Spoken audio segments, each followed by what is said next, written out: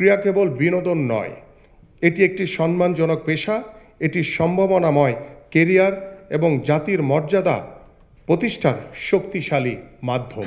26শে March বিকেলবেলা আমরা যখন সাবেক খেলোয়াড়রা লাল দল এবং সবুজ দল করে আমরা একটি প্রীতি ম্যাচ আয়োজন করেছিলাম, আমাদের মাননীয় প্রধানমন্ত্রী সেদিন হঠাৎ করেই তিনি কিন্তু মাঠে উপস্থিত হয়েছেন। আপনারা সেটি পরিলক্ষিত করেছেন এবং তিনি খেলাধুলাকে এতটাই ভালোবাসেন, এতটাই গুরুত্ব দিয়েছেন, তিনি চিন্তা করেন যে আগামীর বাংলাদেশে ক্রীড়াঙ্গনের মাধ্যমে আমরা আমাদের পারিবারিক, আমাদের সামাজিক এবং রাষ্ট্রীয় ব্যবস্থাপনায় একটি আমূল পরিবর্তন আনতে পারবো ইনশাআল্লাহ।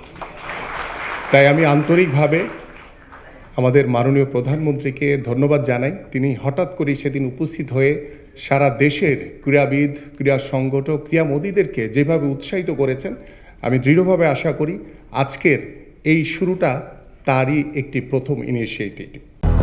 200-র বেশি সার্ভিস ও ফিচারে লেনদেনের সব বিকাশ অ্যাপে সম্ভব। আজকের এই আনন্দঘন মুহূর্তে আমরা বিশেষভাবে সম্মাননা জানাচ্ছি সেই সব ক্রীড়াবিদ ও প্যারা অলিম্পিকের অংশগ্রহণকারীদের যারা 2025 সালের জানুয়ারি থেকে আজ পর্যন্ত নিজেদের মেধা, অধ্যবসায়, অনন্য পারফরমেন্সের মাধ্যমে আমাদের জাতীয় পতাকাকে বিশ্ব দরবারে উঁচু করে ধরেছেন। আপনাদের সাফল্য আমাদের আগামী প্রজন্মের অনুপ্রেরণা। আমরা বিশ্বাস করি ক্রীড়া কেবল বিনোদন নয়, এটি একটি সম্মানজনক পেশা, এটি সম্ভাবনাময় কেরিয়ার এবং জাতির মর্যাদা প্রতিষ্ঠার শক্তিশালী মাধ্যম। আজকের এই ক্রীড়া ভাতা ও ক্রীড়া কার্ড প্রদান কার্যক্রম তারই ধারাবাহিকতা। ক্রীড়া হলে পেশা, পরিবার পাবে ভরসা।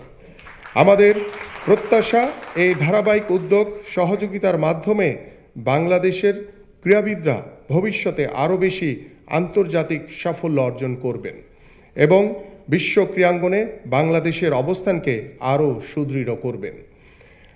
আমি আন্তরিকভাবে ধন্যবাদ জানাচ্ছি সম্মানিত ক্রীড়াবিদ, ক্রীড়া সংগঠক, ক্রীড়া প্রতিষ্ঠান, ফেডারেশন, প্রশিক্ষক এবং তাদের পরিবারকে, যাদের অকৃত্রিম সহযোগিতায় এই সফলতা সম্ভব হয়েছে।